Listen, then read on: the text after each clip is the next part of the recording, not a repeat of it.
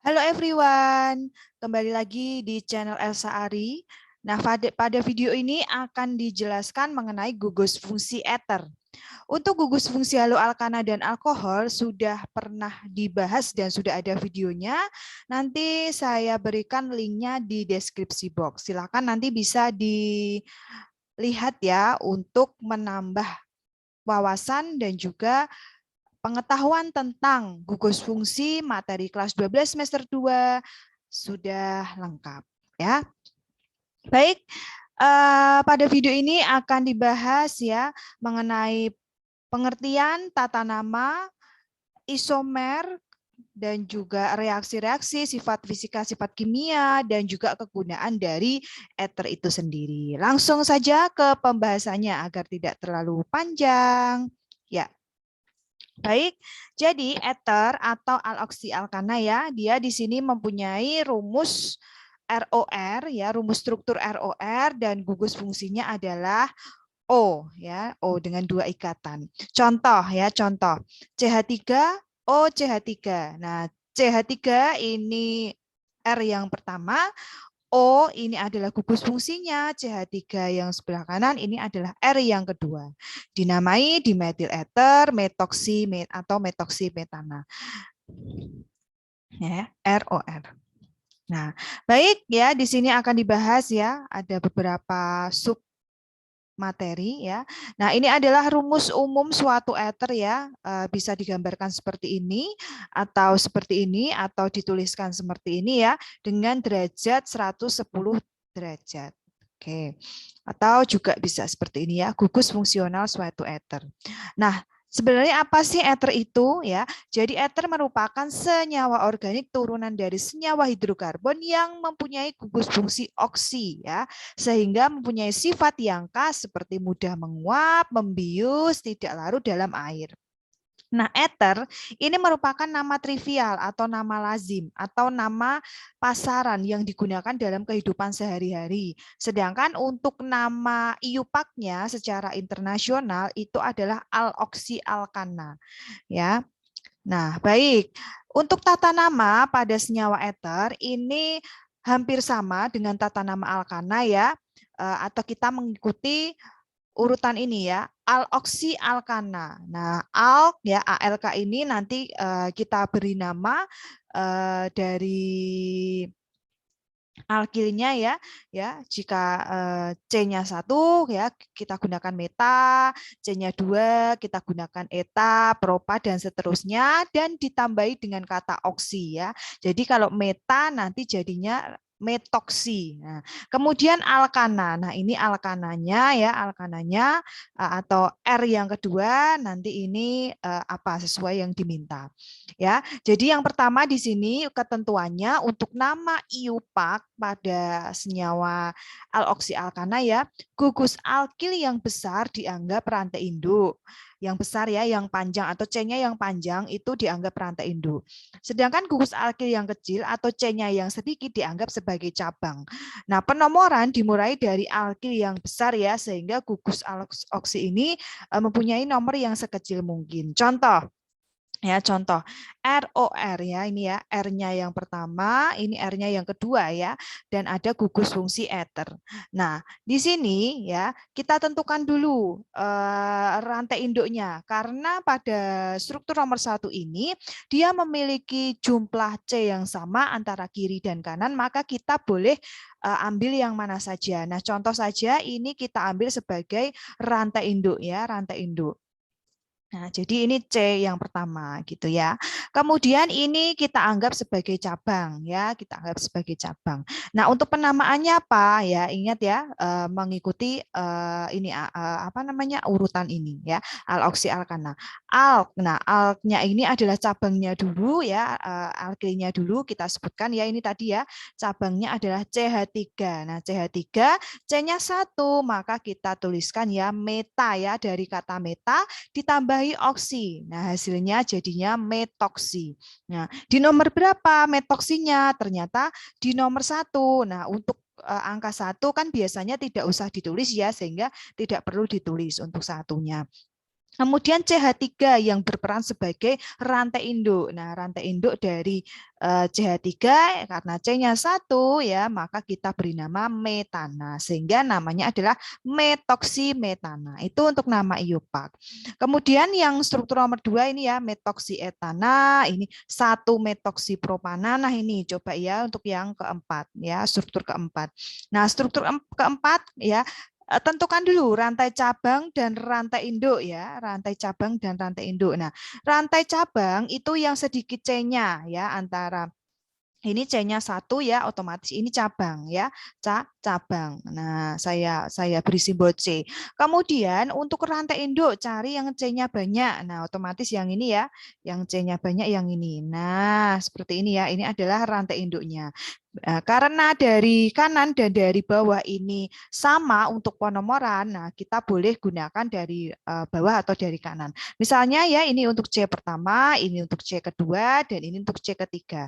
Nah gugus O ya, gugus O ini berada pada C nomor berapa? Ternyata pada C nomor 2, maka kita tuliskan di sini 2 dulu. Nah kemudian cabangnya tadi ya, alkilnya, ya alkil yang rantai C-nya sedikit ya, ini tadi ya, karena dia jumlah C-nya 1, maka kita beri nama metoksi.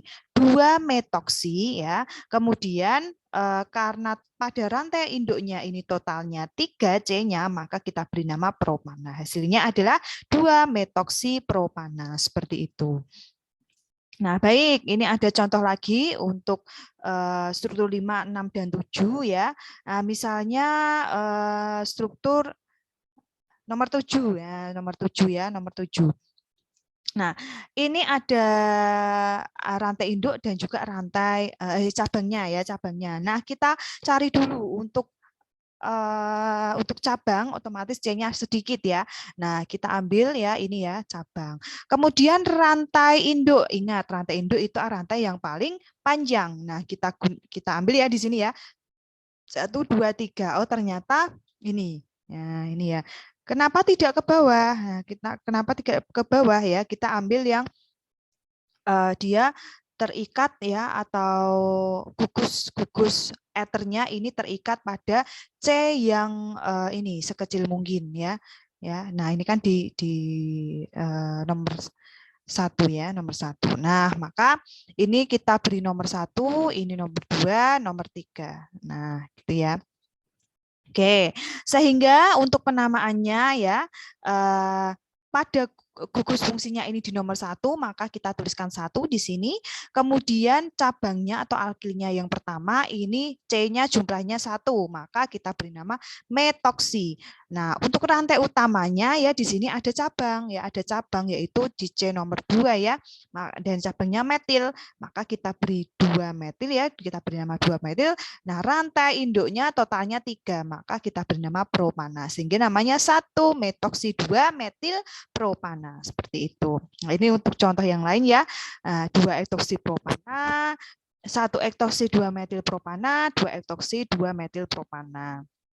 Nah, selanjutnya kalau tadi nama IUPAC ya International Union of Pure and Applied Chemistry itu penamaan secara internasional. Nah, ini adalah penamaan secara trivial atau nama pasar atau nama lazim, nama yang digunakan dalam kehidupan sehari-hari kita. Nah, untuk penamaan trivialnya ini ya tata namanya juga sangat mudah sekali ya. Urutannya adalah nama alkil 1 ya, alkil pertama ya, alkil 1, kemudian diikuti alkil yang kedua ya, alkil yang kedua, alkil 2 dan diikuti kata eter. Nah, diikuti kata ether. Nah, seperti ini ya. Nah, sebenarnya ini untuk alkil 1 dan alkil 2 ini boleh diurutkan sesuai abjadnya, boleh, atau tidak diurutkan sesuai abjadnya itu juga tidak apa-apa. Karena kenapa? Karena untuk penamaan trivial atau nama yang kita gunakan sehari-hari itu tidak harus mengikuti aturan sesuai aturan internasional ya, tetapi mengalir saja gitu ya. Yang penting adalah ada ketiganya ini ya, ada alkil yang pertama, kemudian ada alkil yang kedua, dan juga ether. Ether ini yang paling belakang gitu ya. Jadi alkil 1 dan alkil 2 ini penamaannya boleh diurutkan secara abjad atau juga boleh tidak diurutkan secara abjad gitu. Contoh ya. Oh ya, satu lagi. Jadi misalkan nanti ada dua alkil yang sama, misalnya CH3 dan CH3 atau C25 dengan C25, maka nanti penamaannya tinggal diberi tambahan di depan nama alkilnya. Contoh ya, ini untuk struktur yang pertama, CH3 OCH3. Nah, O-nya ini ya adalah gugus fungsi ether. Nah, ini CH3 alkil pertama, CH3 alkil kedua. Karena dia CH3-nya ini ada dua, otomatis ada alkil yang sama, maka kita beri awalan di. Alkilnya metil, maka penamaannya dimetil dan diikuti kata ether yang melambangkan bahwa senyawa tersebut merupakan senyawa ether gitu. Kemudian untuk struktur yang kedua. Nah, struktur yang kedua ini ada alkil yang pertama CH3 ya disebut metil dan ini CH2 CH3 atau C2H5. Ini kita sebut sebagai etil. Nah, ini adalah eternya sehingga untuk penamaannya metil, etil, eter boleh atau etil, metil, eter juga boleh gitu. Kemudian ini juga ya CH3, ini alkil pertama, ini totalnya C3H7, ini alkil yang kedua. Dan ini ether sehingga penamanya metil propil ether boleh, propil metil ether juga boleh. Oke, kemudian ini untuk struktur yang keempat ya, ini merupakan alkil pertama yang disebut sebagai metil dan ini adalah alkil yang kedua yang disebut sebagai isopropil ya. Dan ini adalah gugus fungsi ether. Jadi penamaannya isopropil metil ether boleh, metil isopropil ether juga boleh gitu ya. Dan ini yang struktur yang kelima etil isopropil ether. Gitu.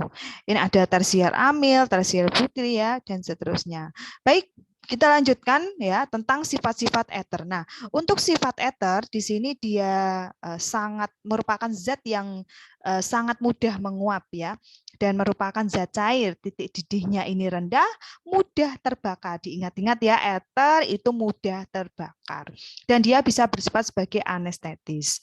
Sehingga di sini ya untuk sifat yang kedua, visual fisik yang kedua, ini dia ether itu merupakan senyawa nonpolar ya, senyawa nonpolar sehingga dia tidak dapat bercampur dengan air ya. Kita tahu bahwa air ini adalah senyawa yang polar ya. Nah, polar ya, senyawa polar akan larut pada senyawa polar sedangkan senyawa nonpolar akan larut pada senyawa nonpolar. Kalau ether ini adalah nonpolar, maka ether ini akan larut pada senyawa yang nonpolar juga. Nah, karena air ini polar, maka ether sebagai senyawa non-polar tidak bisa larut pada senyawa polar. Seperti itu. Kemudian sifat kimianya, ini ada 4 ya, tidak bereaksi dengan logam natrium. Nah, ini penting ya, harus diingat bahwa suatu senyawa antara alkohol dengan ether yang membedakan adalah ini ya. Jadi reaksinya antara ether dengan natrium dan juga alkohol dengan natrium. Nah, jika alkohol untuk alkohol itu dia bisa bereaksi dengan Na ya. Alkohol ini jika direaksikan dengan logam natrium, ini bisa bereaksi. Sedangkan untuk ether, jika direaksikan dengan logam Na, ini dia tidak dapat bereaksi. Ya, tinggal dicoret seperti ini. Kemudian sifat kimia yang kedua, ini ether bisa bereaksi dengan asam iodida, bisa bereaksi dengan PCl5. Habis ini ada reaksinya, nanti saya jelaskan. Dan yang keempat di sini untuk ether itu tidak bisa bereaksi dengan asam karboksilat. Ya, jadi ether tidak bisa bereaksi dengan natrium, tidak bisa bereaksi dengan asam karboksilat. Nah, ini merupakan reaksi-reaksi ether ya. Nah, ether tadi bisa bereaksi dengan ini ya PCl5 ya. Ether ini ethernya PCl5 menjadi RCl ya, RCl, 2 RCl atau kalau ini saya jabarkan hasilnya adalah RCl ya, RCl plus ini kan 2 ya, ini kan 2. R aksen Cl, nah R aksen Cl plus POCl3. Nah, seperti ini. Ya, contoh ya. Contoh untuk reaksi pertama. Nah, misalnya ada suatu ether, katakanlah CH3 ya, CH3 ini R yang pertama, kemudian ini gugus fungsi ether, kemudian mengikat alkil yang kedua yaitu C2H5. Nah, misalnya seperti ini ya. Namanya ya, nama trivialnya berarti metil etil ether, boleh etil metil ether juga boleh. Nah, direaksikan dengan PCl5 ya, PCl5. Nah, apa hasilnya? Nah, kita bisa ya, ini R yang pertama ya, R yang pertama ini, kemudian ini adalah R yang kedua, atau saya beri R aksen ya, saya beri simbol R aksen. Hasilnya adalah ini dulu, RCl. R ya, R yang pertama saya tuliskan di sini ya, biar ini ya, R yang pertama ya, R yang pertama ini otomatis CH3 sebentar. Nah, CH3. Nah, ini ya, CH3 ini kan R yang pertama ya, kan ini ya. Kemudian mengikat Cl ya, mengikat Cl plus hasil yang kedua ini ya, R aksen Cl, R aksennya kan ini ya, otomatis kita tuliskan C2H5. Nah, mengikat apa? Cl plus nah, hasil sampingnya ini ya, POCl3. Nah, ini adalah hasilnya ketika etil metil ether direaksikan dengan PCl5, hasilnya adalah haloalkana ya, dengan halogennya yaitu Cl ya, Cl. Nih. Oke, ini adalah reaksi yang pertama. Kemudian coba kita reaksi yang kedua ya. Nah, jadi untuk reaksi yang pertama tadi reaksi dengan PCl5. Untuk reaksi yang kedua ini adalah reaksi dengan HI ya, 2HI ya, asam iodida. Contoh ya, ini yang kedua.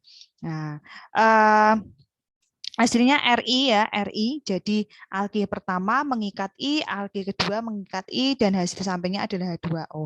Contoh di sini misalnya C3H7, nah, C3H7 ini ether, kemudian berikatan dengan C2H5 misalnya. Nah, bereaksi dengan 2HI. Nah, 2HI. Apa hasilnya? Nah, hasilnya adalah ini kita anggap sebagai R yang pertama, ini adalah R yang kedua, nah, atau R aksen. Nah, sehingga hasilnya ini ya, Ri. Nah, Ri ya, R yang pertama yaitu C3H7. Nah, berikatan dengan I. Nah, plus nah R yang kedua ya, R aksen ini ya, jadi C2H5 ya.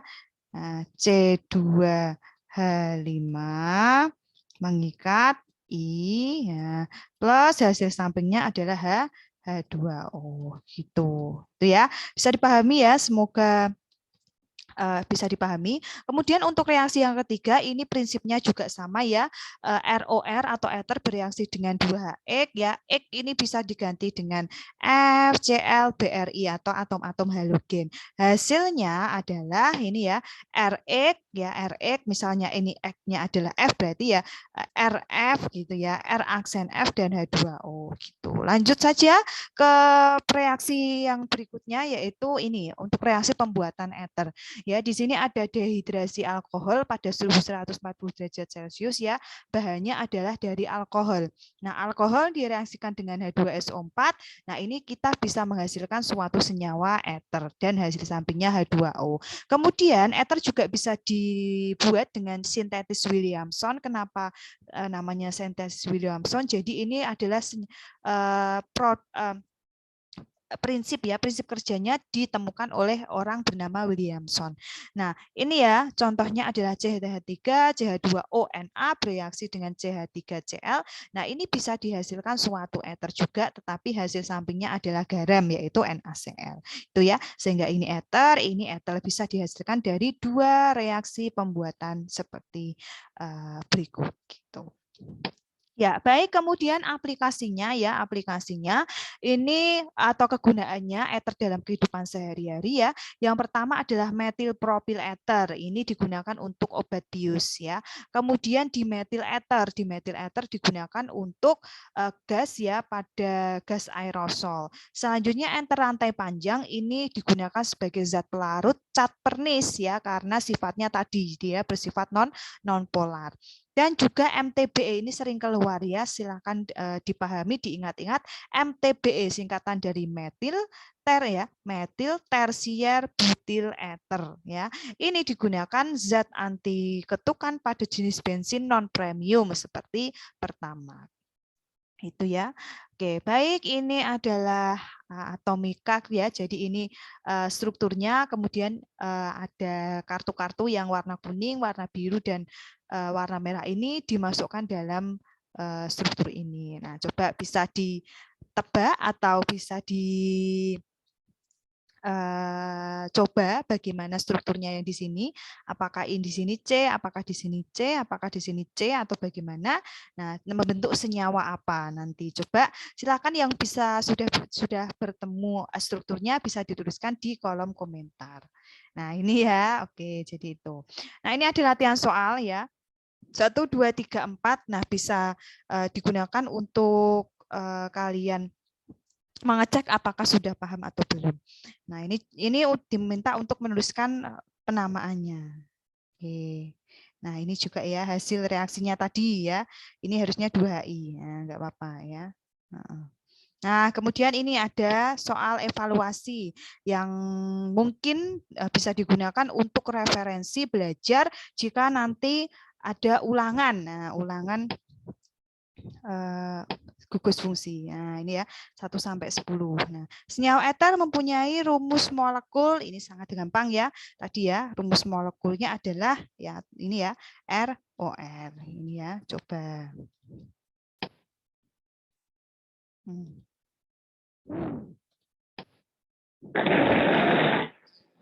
Kemudian ini yang kedua ya, senyawa CH3O, CH2, CH, CH3. Nama iopaknya apa? Nah, ini pasti tahu ya. Coba saya beri waktu sekitar 5 detik. Nah, coba. 1, 2, 3, 4, 5. Apa jawabannya? B. Kemudian ini MTBE, metil tersier butil ether, mempunyai rumus struktur. Saya beri waktu 5 detik. 1, 2, 3, 4, 5. Yang E ya jawabannya. Atau kalau saya tuliskan di sini ya. Nah, CH3 ya, CH3. Ini O. Nah, ini C, CH3-nya 3 kali ya, otomatis ini C. Kemudian ada CH3 sebanyak 3 ya. Ini 1, ke sana 1, ya, ke bawah 1. Nah, seperti ini ya. Nah, ini adalah metil, ini adalah tersier, butil, ini adalah ether gitu. Metil, tersier, butil, ether. Jadi jawabannya yang E. Oke, coba. Nah, next, kemudian ini ya CH3O CH3 mempunyai nama trivial. Saya beri waktu 5 detik. 1, 2, 3, 4, 5. Oke, jawabannya ya. Oke, kemudian ini nama iopak dari ya ini ya CH3, CH2O, CH2, CH2, CH2, CH2, CH2, CH3. Oke, silakan bisa dituliskan untuk nomor 5 di kolom komentar ya jawabannya. Kemudian ini nomor 6, silahkan bisa dituliskan juga di kolom komentar agar bisa tahu ya sejauh apa pemahaman yang sudah didapat. Oke, next nomor 7. Oke, next nomor 8. Next nomor 9. Terakhir nomor 10. Jawabannya silahkan dituliskan di kolom komentar ya. Semoga bisa dipahami. Ya, oke baik. Sampai sini dulu untuk video penjelasan gugus fungsi ether kali ini. Selanjutnya nanti akan dijelaskan juga gugus fungsi aldehid, keton, asam karboksila, dan juga alkil alkanoat. Itu ya, sampai sini dulu. Semoga bisa dipahami. Terima kasih. Kurang lebihnya mohon maaf. Sampai bertemu di video selanjutnya.